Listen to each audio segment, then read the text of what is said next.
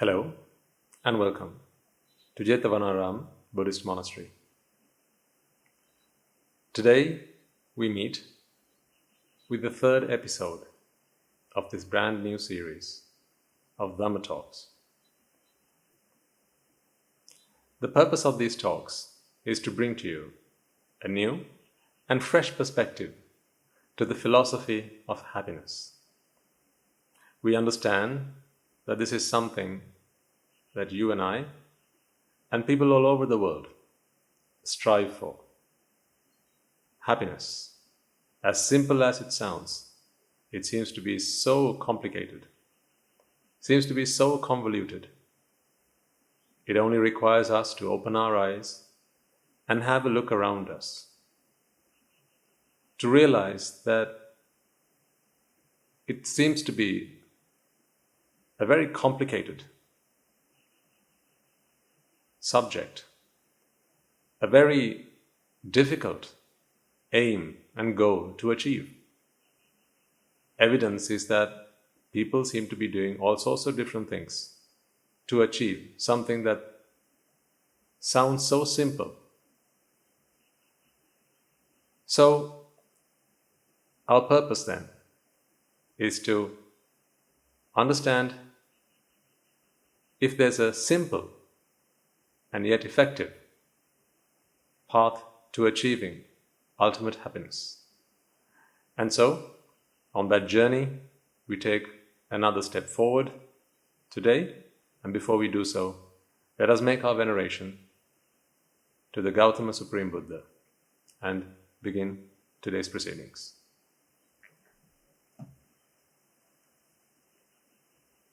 Namo tassa bhagavato Arahato Samma Sambuddhassa. Namo tassa bhagavato Arahato Samma Sambuddhassa. Namo tassa bhagavato Arahato Samma Sambuddhassa. Why does something that seems so simple, that sounds so simple, seem to be so elusive? As I mentioned a moment ago, it only takes us a quick glance at people around us, people just like us, who live ordinary lives and go about doing ordinary things. We know one thing for sure though, that behind each of those things, behind all such efforts, is one purpose, one aim and one goal. And that is to achieve happiness.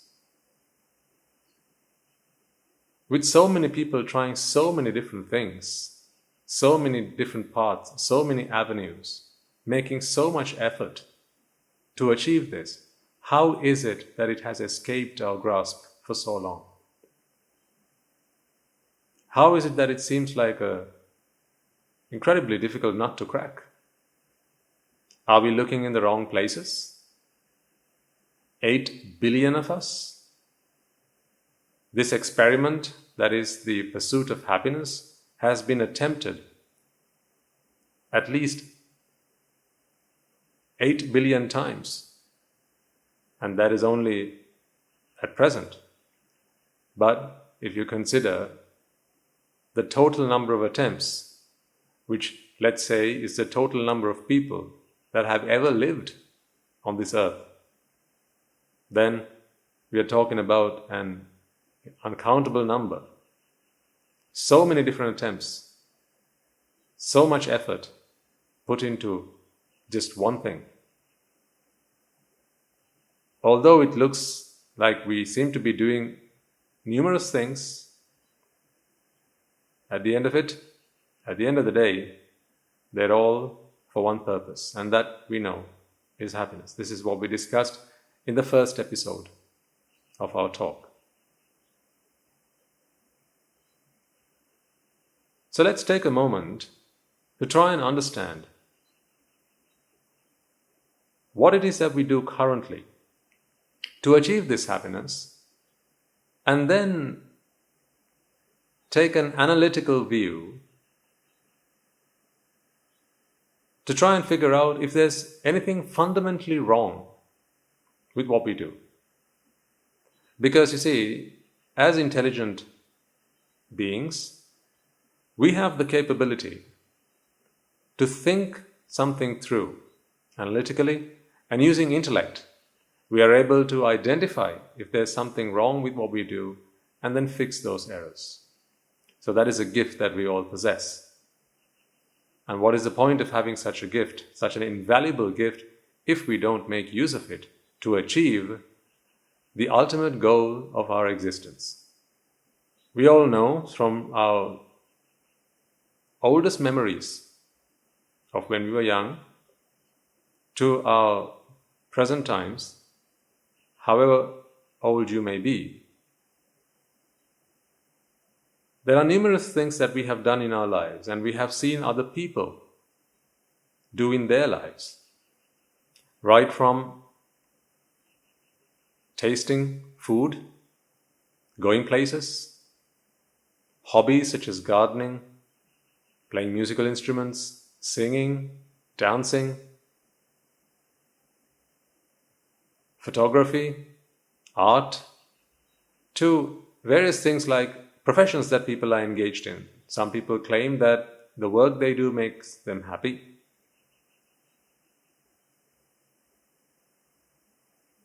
In their professions, there are numerous things that people do to achieve this happiness.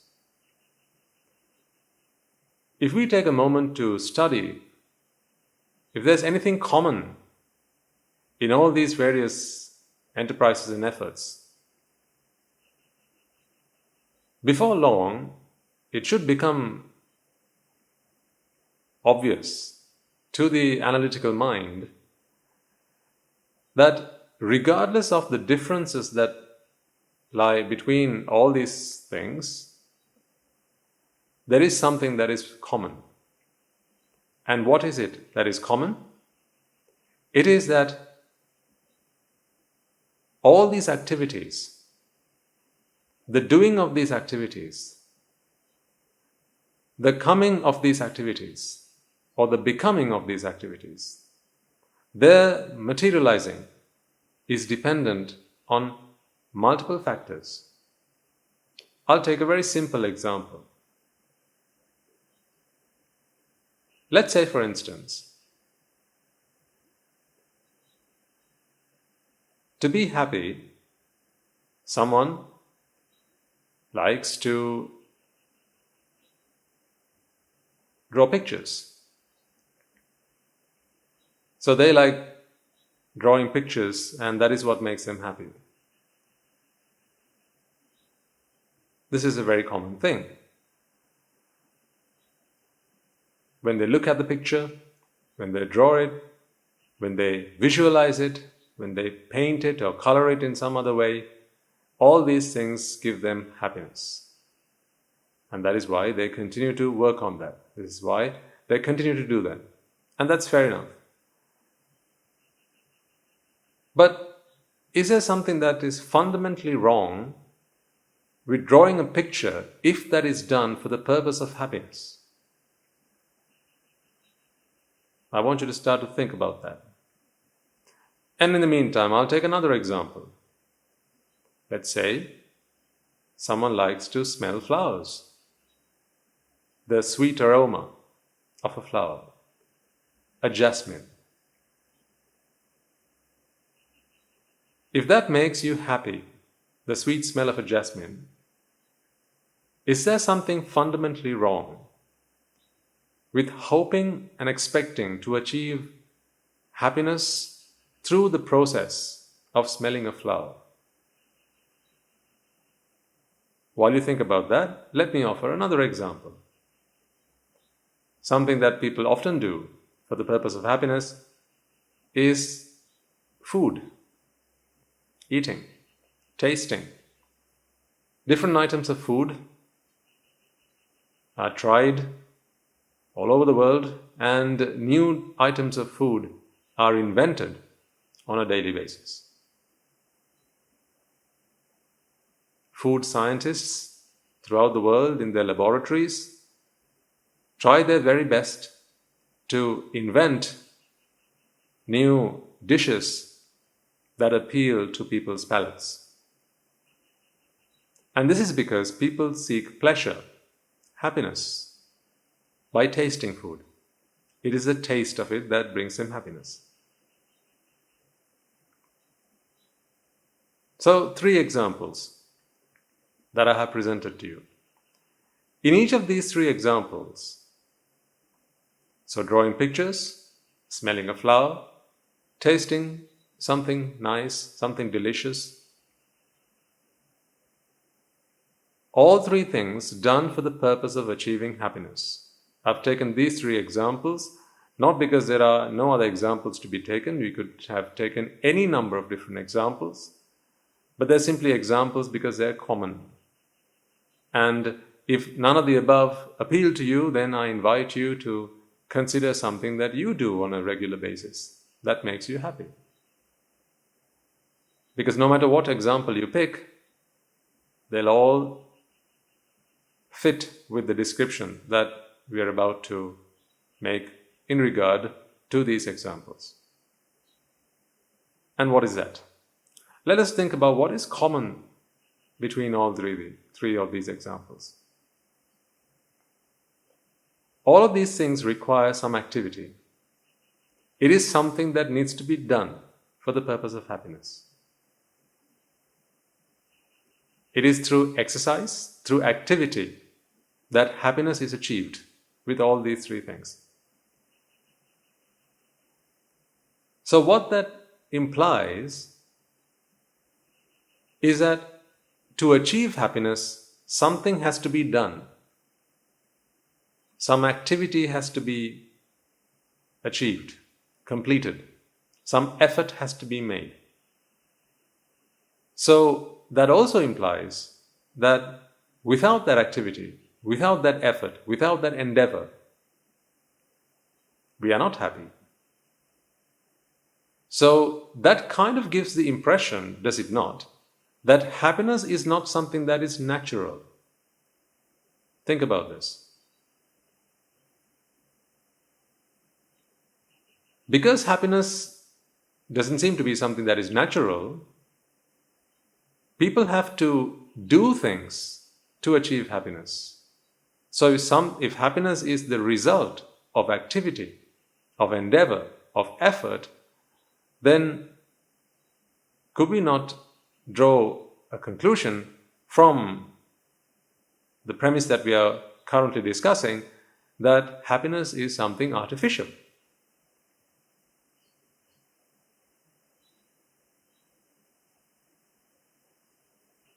Because if none of these 3 things were done, then the people that did those things for the purpose of happiness wouldn't be happy. Isn't that so?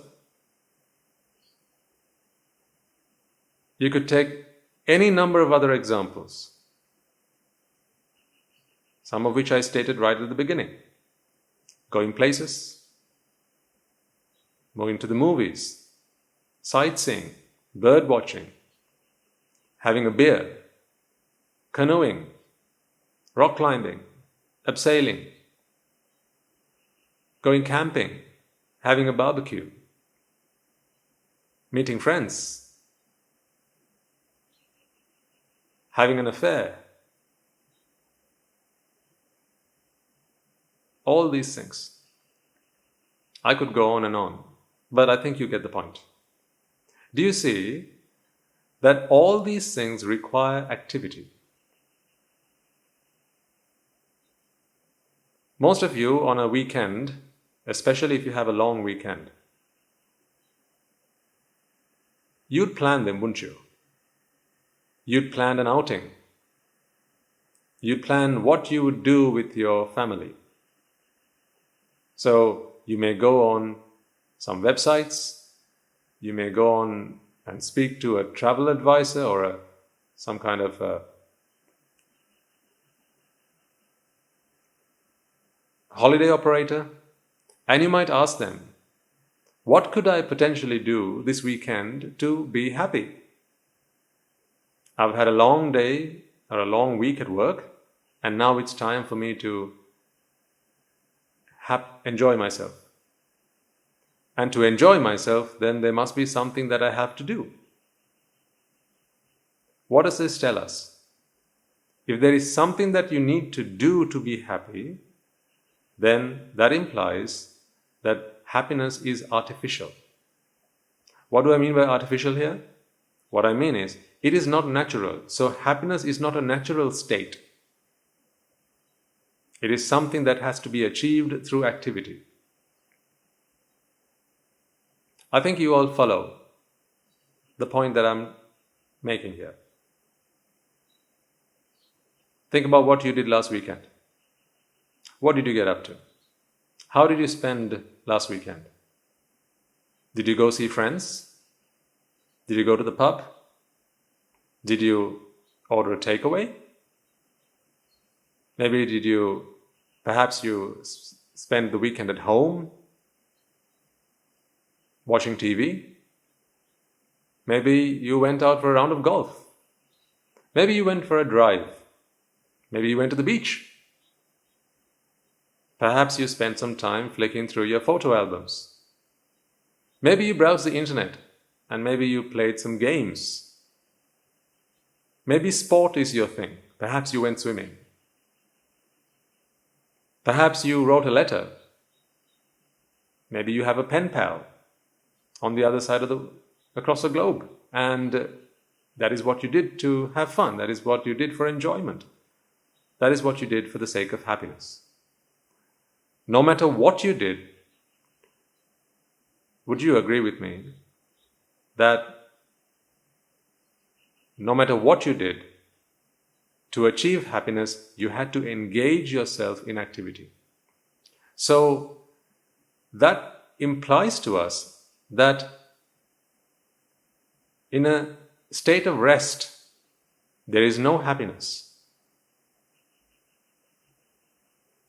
It is effort that takes us from a state of no happiness to a state of happiness. It is activity and endeavor, enterprise, that takes us from a state of no happiness to a state of happiness, fulfillment, and contentment.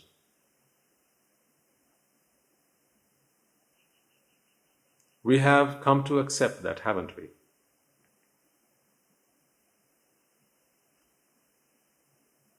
Isn't this the way we work? Isn't this the way we live?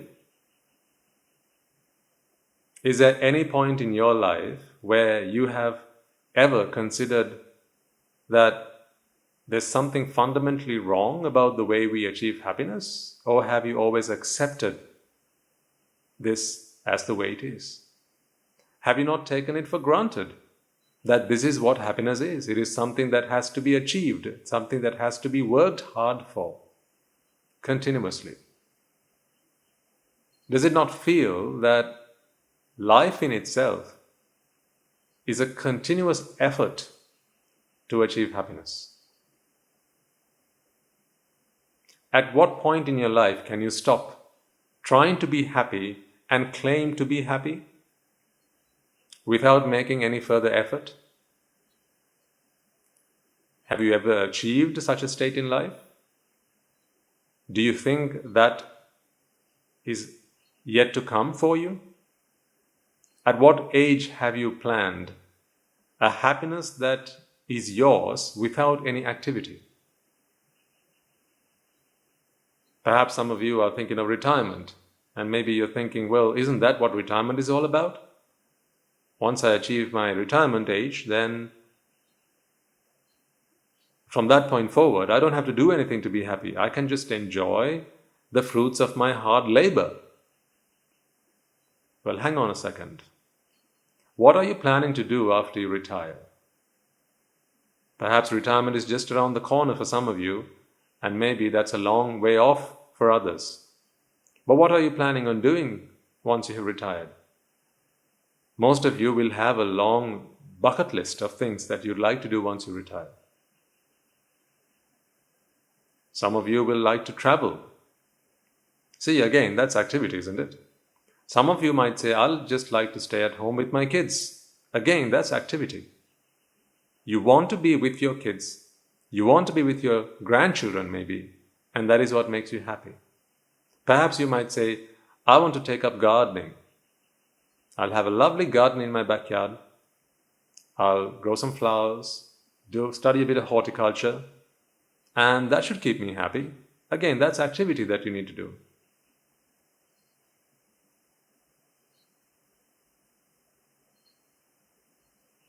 Perhaps you might think, what I've planned for my retirement is to spend time with my friends, or reading books, maybe retire to the seaside and settle down there. But why the seaside?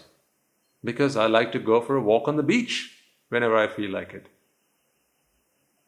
The cool, soothing breeze of the sea, that should keep me refreshed in my retirement. See, yet again, you're talking about things that have to be done, activity, endeavor, and effort to keep you happy.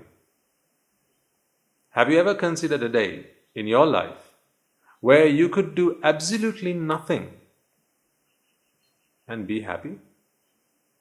Has a thought ever crossed your mind? And if the thought has never crossed your mind, is that because you've never considered that that would be possible?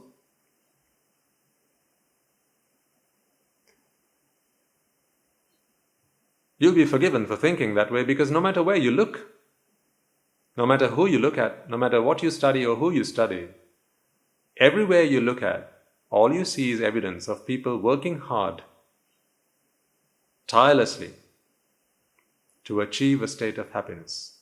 So much so that I think by now it has been drilled into your minds. It has become the norm. You have accepted it wholly, entirely, and categorically, without question, that happiness is something that has to be achieved through activity, effort, and endeavor.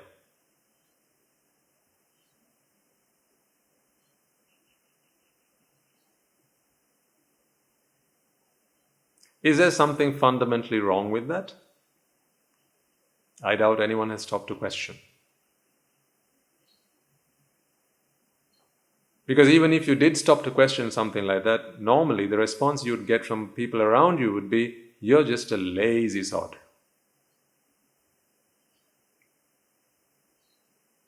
How lazy could you be to even consider to be happy without doing anything?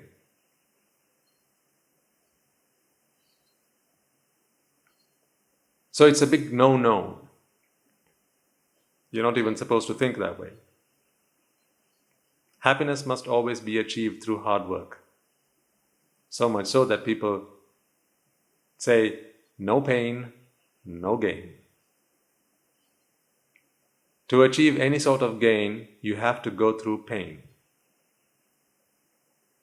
In very simple terms, it is through effort, through activity, and through endeavor that you must achieve gain, which is happiness.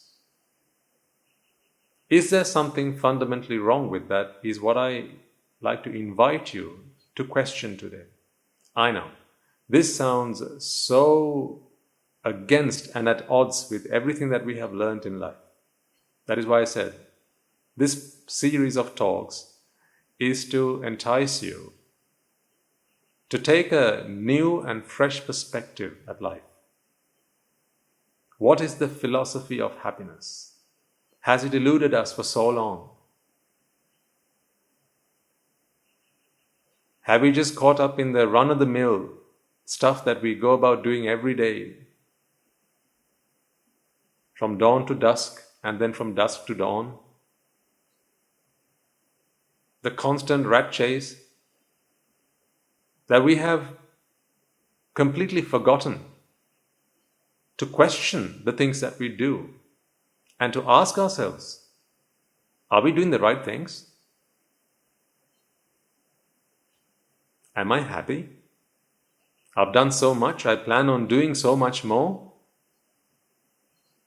Will I truly achieve a sense of happiness and satisfaction in my life?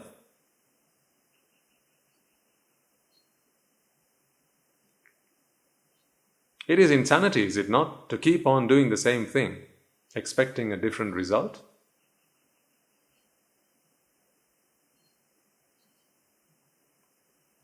I know, it sounds very unorthodox. It may seem like I'm questioning everything you've ever done in your life.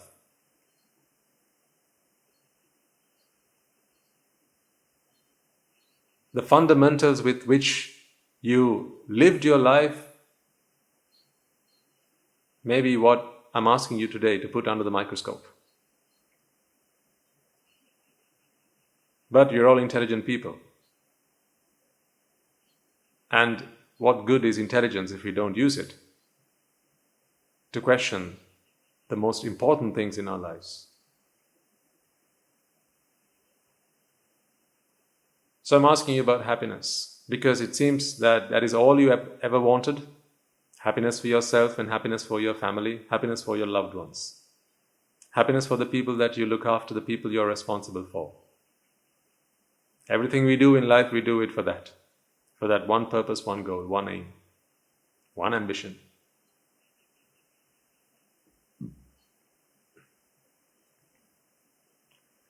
And with so much going for happiness, and yet with such little time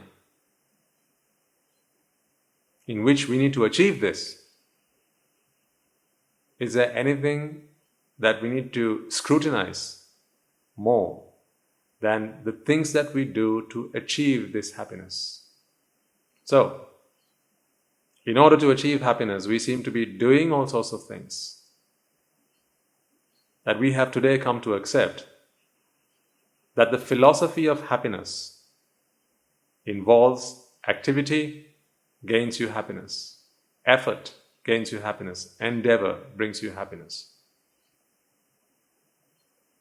I'm not for a moment suggesting that you should all stop everything you're doing right now, that all the doctors should stop their surgeries, all the nurses should stop working in the hospitals, and all the police officers, all the firefighters, all the engineers, all the lawyers, all the teachers, all the mathematicians, and all the rocket scientists should all stop what they're doing and just pack up and go home and sit on their backsides and do nothing.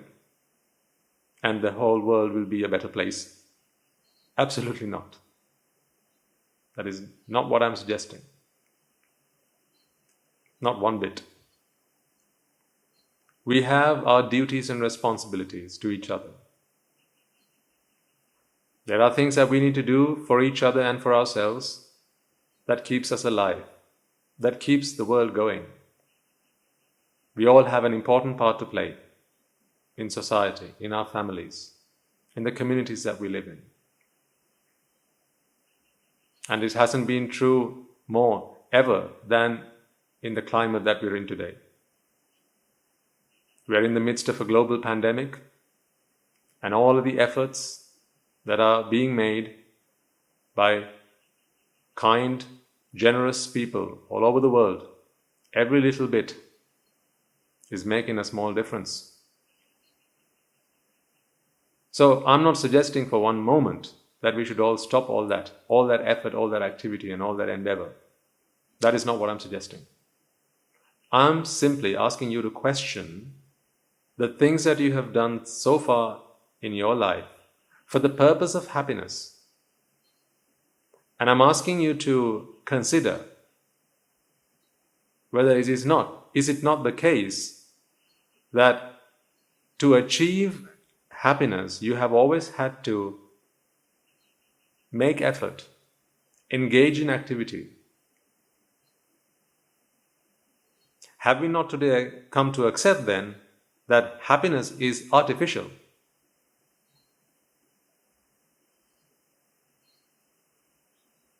And of course then, extending from that, suffering is natural.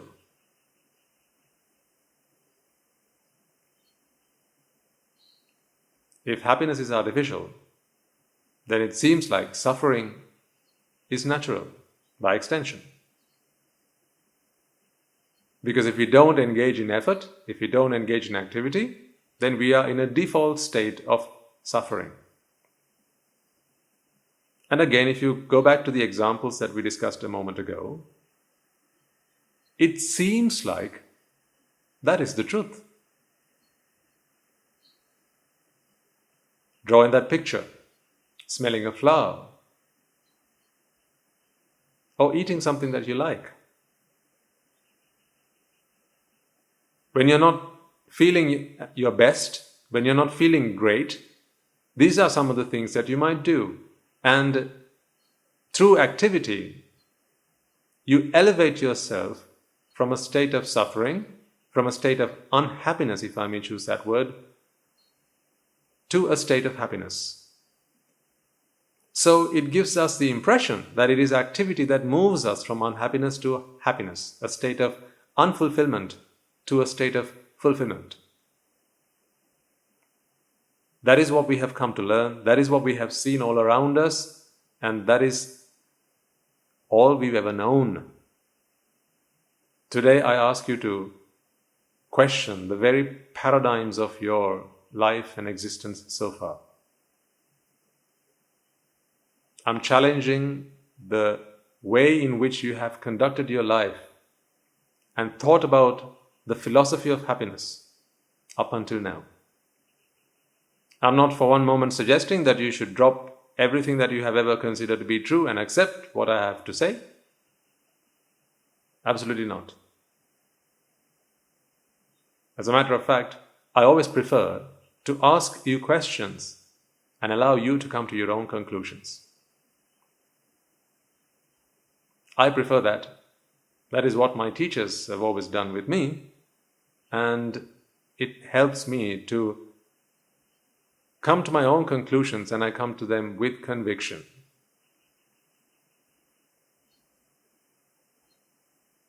So I invite you to do the same. With the way it is, it appears that happiness is artificial. And what that means is, for us to be happy, numerous things have to be in order.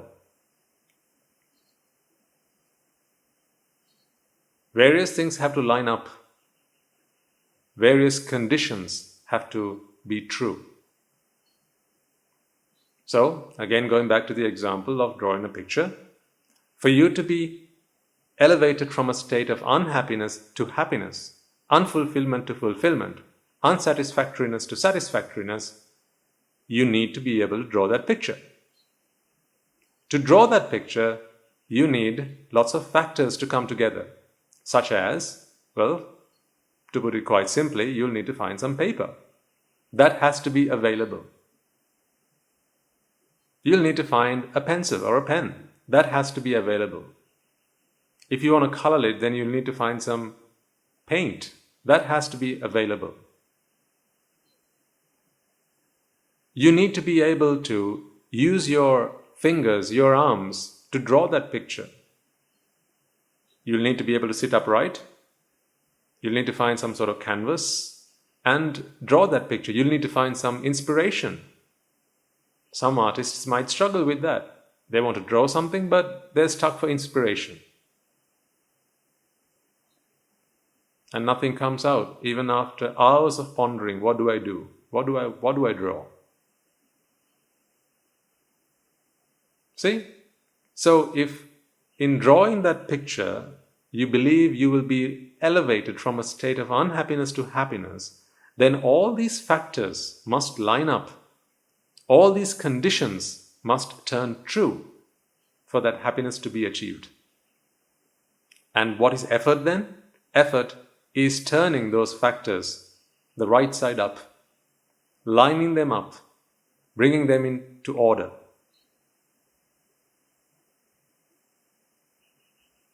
Going to our second example of smelling a flower. That jasmine has to be found. You're not always surrounded by jasmines whenever you feel like you want to smell one. You will need to walk into your garden. So what does that require? That requires you to first have a garden. Secondly, from wherever you are, you need to be able to walk up to your garden. So that requires you to be of reasonably good health. Your arms and limbs and your body, all that needs to work properly. And then you need to pick yourself up and walk yourself and get yourself to that flower. Or someone has to bring one to you. That requires activity. And then after that, you need to be able to hold that jasmine between your fingers, bring it up to your nose, and you also need to be able to inhale. All these things seem so simple. You might even be wondering, but these are things that we can do anyway. Why are we even considering this? Why do we even worry about any of these things? Ask someone who has lost their sense of smell and you will find the answer to that question.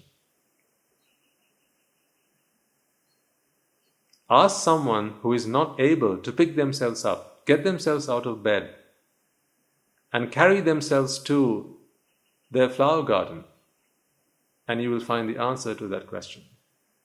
You see, all of those things require effort, activity and endeavor. There are numerous factors which must come together, which must come in line and in order for you to be able to smell that flower.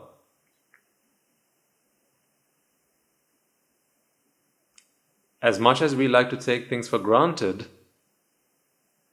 I hope you are now beginning to see that actually, for the simplest of things to happen, for us to be able to achieve the simplest of things that make us happy, so many different factors, numerous factors have to line up together.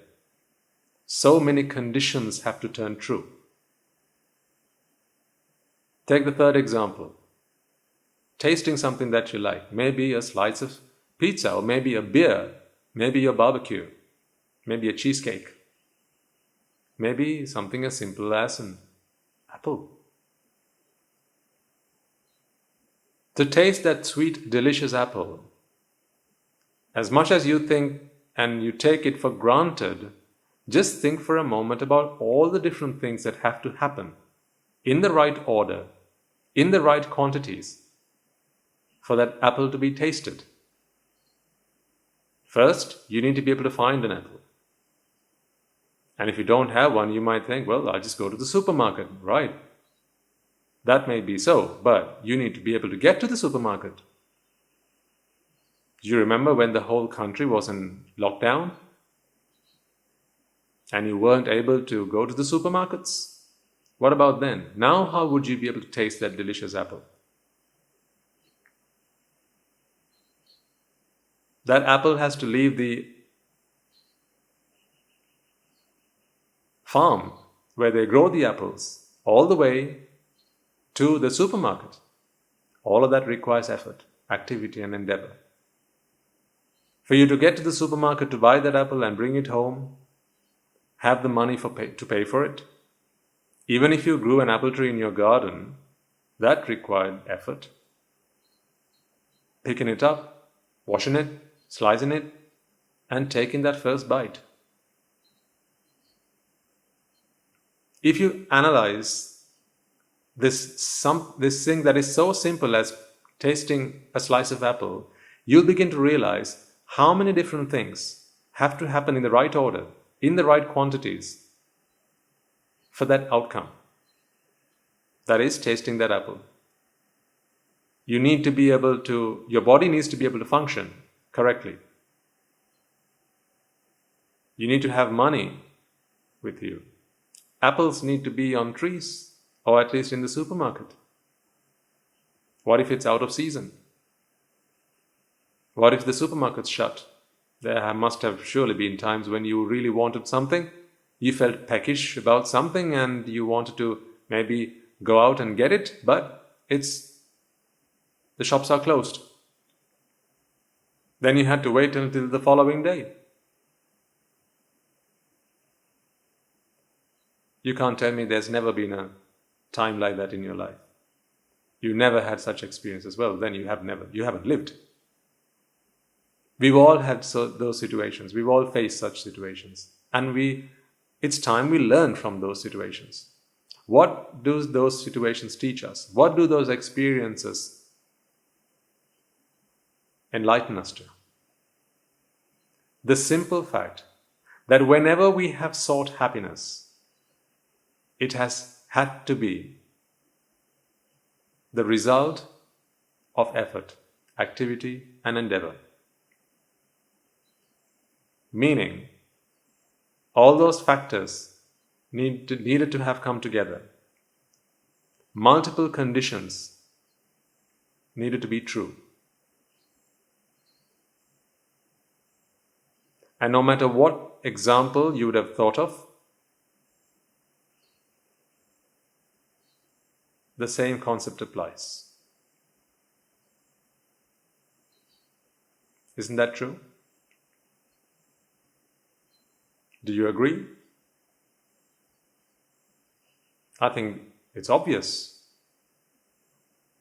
There are lots of things that we take for granted in our life, but if only we stopped to think to ourselves how these things happen in our lives, then you realize that although we take them for granted, there are so many factors that have to come together, so many conditions which have to turn true for those things to happen. And the simplest of pleasures in life are the products of sometimes hugely complex processes, activities, things coming together. Sometimes it's only after we lose something do we realize the value of it. That is because we take things for granted. Then you know what I'm talking about. Sometimes we lose our loved ones, and then we realize what we had. That is because something that we have enjoyed in our life was partly affected or partly made available by the presence of someone or something. And we never stopped to consider, we never stopped to ponder how it was that we achieved such things until it was time for us to say farewell. Until they left our lives for good. And then we realized those things that we took for granted in our life were actually things that were the result of much effort, activity, and endeavor. So, what is the fundamental problem, if there is one, with this pursuit of happiness? We are studying the philosophy of happiness. And I'm asking you this question. Is there something that is fundamentally wrong? Ladies and gentlemen, I want you to think for yourselves at this moment. As I said, rather than me teaching you, I'd much prefer to ask the right questions and for you to come up with the answers. Because then those answers are backed by conviction. Is there something that is fundamentally wrong if this is our pursuit of happiness? If to be happy, there are numerous conditions that have to come true. In other words, is there a problem? Is there a fundamental problem with conditional happiness?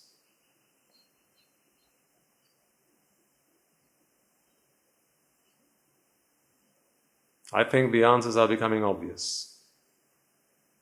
What if? What if? Whenever there is something that is conditional, what that means is that will only be true when the conditions are right. A simple case of if this, then that.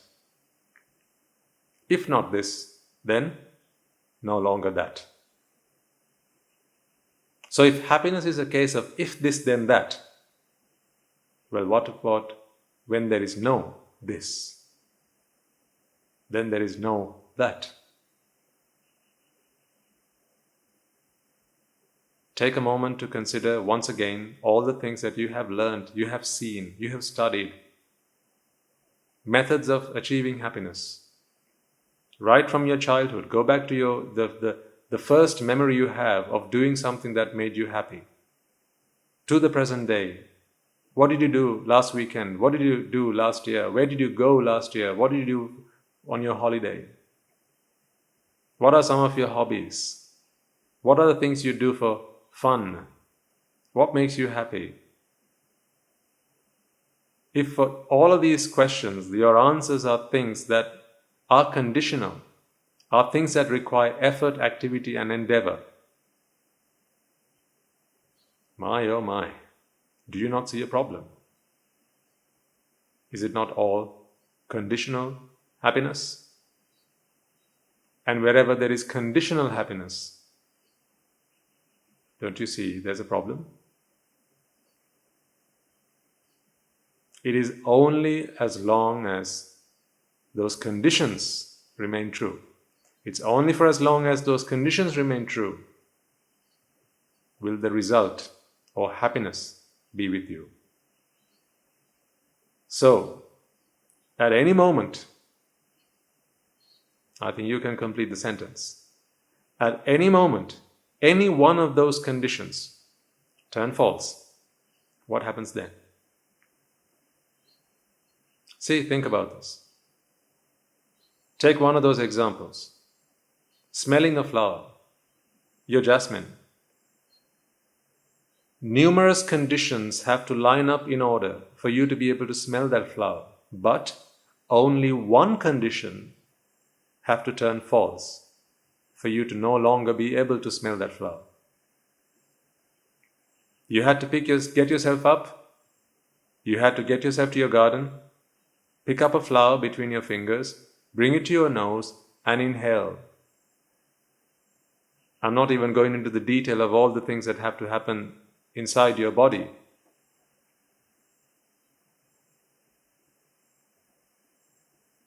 I'm not even going to talk about the physiology that needs to take place for you to be able to sense the smell of that flower. How your olfactory nerve has to be excited, and how your brain has to be able to pick up those signals and interpret them. All of these things have to happen as well. I'm not even going to go down to that level. But think about how many different conditions have to turn true for you to be able to smell that flower, and if it is in inhaling and experiencing that sense, experiencing that fragrance, that you achieve happiness, what if any one of those conditions turn false? Do you have to have multiple conditions turn false for you to be unable to smell that flower? You don't need multiple conditions to turn false. If your fingers didn't work and you weren't able to pick up that flower and bring it to your nostrils, that is just as bad as not being able to find a flower, which is just as bad as not being able to get yourself up, which is just as bad if you weren't able to inhale, or if your nerve system did not work.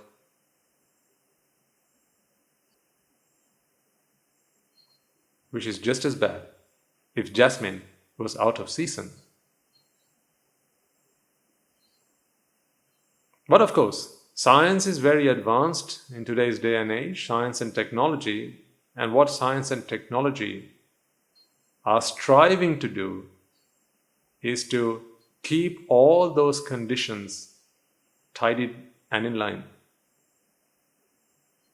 to be able to allow you, help you and support you gain that experience whenever you feel the need for it.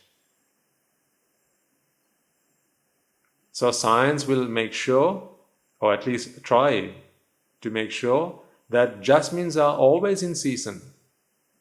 So even if you don't have them in your backyard, you'll be able to find them at a florist, maybe at the supermarket. If you can't get yourself out of bed, perhaps you can order some flowers and they'll send it to you right to your doorstep.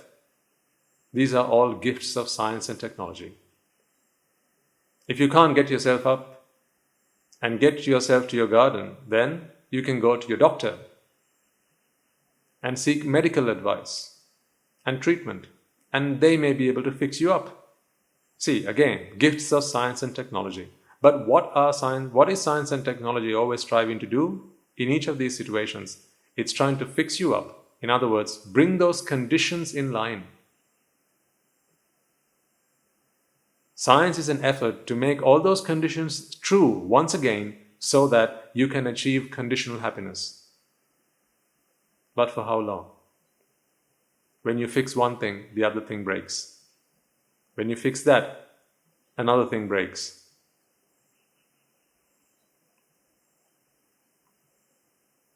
Hasn't life taught you that lesson by now?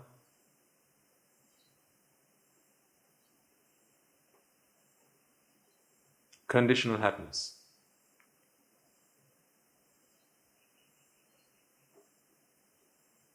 The happiness that we have always sought in our lives has been conditional. We have learned to become content with a conditional happiness because we have not known of any other. We have not seen another way. No one has shown us another path. As I said, wherever we looked, whatever we learned, every book we read, every man, woman or child that we observed, every friend that came and gave us friendly advice, our parents, our teachers, every course you took, everything you've learned in life is how to achieve conditional happiness. It may be that today is the first time in your life you have stopped to consider the fundamental problem with conditional happiness. For as long as happiness remains conditional, you will forever have to be in pursuit of it. You will forever have to take effort, activity, and endeavor to achieve that happiness. But what if, just what if, there was a happiness that was unconditional? Wouldn't you like to know? If there was such a thing, happiness that was unconditional, happiness that was not dependent on external factors, happiness that does not depend on you being able to pick up a flower, bring it to your nose, inhale, pick up a slice of pizza, bring it to your mouth, open it, bite it, chew it, swallow it. What if? What if there was a happiness that did not require you to travel the world, go to places, sightseeing, bird watching? What if you could just be happy without all these things? What if?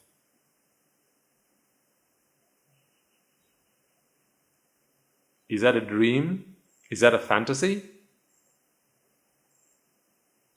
That we'll find out next week.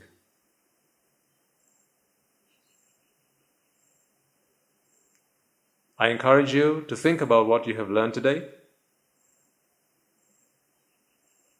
I'd like you to take examples from your life and question what we have discussed today. See if there are instances which you have achieved a happiness that was not conditional. But I assure you, unless you have ever come across a teaching, a philosophy of happiness that talked about unconditional happiness, no matter where you would have looked, you would have learned only one way of achieving happiness, and that is conditional happiness. Do you see today the fundamental problem with it? Next week, we'll discuss if there's an alternative. Let us then conclude by transferring the merits that we have earned today to all those who are deserving of those merits. And as I reminded you last week, this is our way of saying thank you to all those who have helped us to get this far and to achieve our happiness in life and to achieve, hopefully one day, a much greater unconditional happiness. Let us take a moment then to transfer the merits we have all acquired by making offerings to the infinite virtues of the Noble Triple Gem, chanting Pirit, listening to the Dhamma, and engaging in various meritorious deeds today.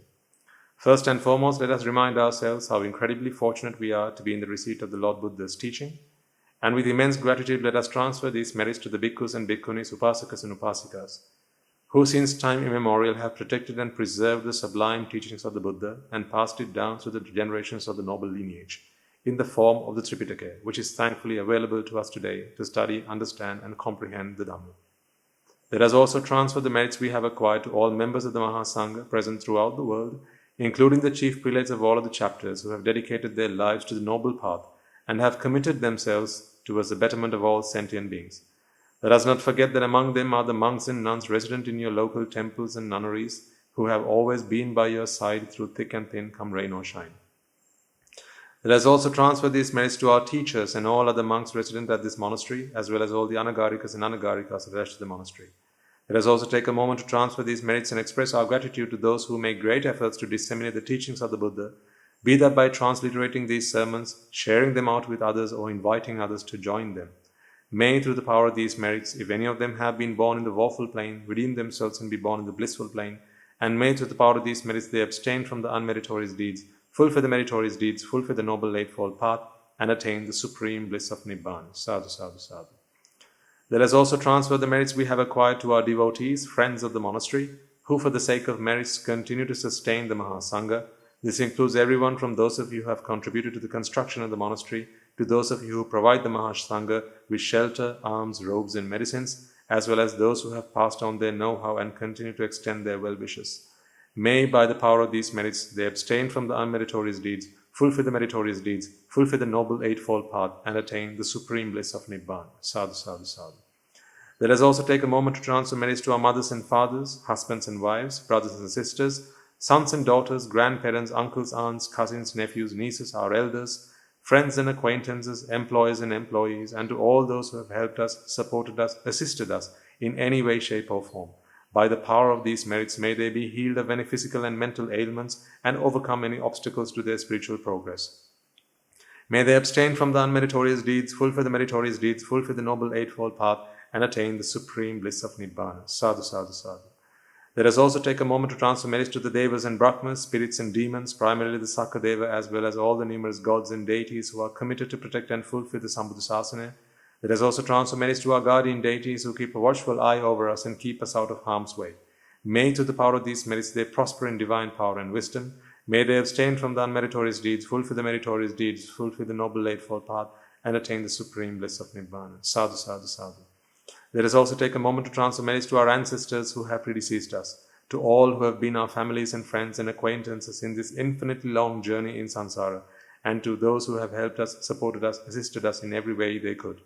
Let us also transfer merits to the members of the armed forces as well as the police force who have sacrificed and continue to sacrifice their lives to protect the peace and harmony of our nation. May all who have lost their lives in the war, be their friend or foe, rejoice in the merits that we have acquired today. Let us also transfer merits to all those who have lost their lives in the natural calamities such as the tsunamis and earthquakes, landslides and pandemics, including the most recent and prevailing one, reminding ourselves that among them will be those who have been our friends and family to us in this long journey in samsara. Let us take a moment to transfer these merits to them. And may, by the power of these merits, if any of them have been born in the woeful planes, redeem themselves and be born in the blissful plane. May they abstain from the unmeritorious deeds, fulfill the meritorious deeds, fulfill the Noble Eightfold Path, and attain the supreme bliss of Nibbana. Sadhu, sadhu, sadhu. And finally, let us all resolve that may, through the power and blessings of all the merits we have acquired throughout the day, we be able to witness the advent of many hundreds of thousands of Arahants in this blessed land. And finally, may, through the power of all the merits we have acquired today, you and I, and everyone who has helped make this program a success, become an Arahatun Vahanse or an Arahat Mehenin Vahanse in this very life and in the era of the Gautama Supreme Buddha itself. Sadhu, sadhu, sadhu. And with that, we will conclude today's talk. Looking forward to seeing you next week. May the blessings of the Noble Triple Gem be with you all.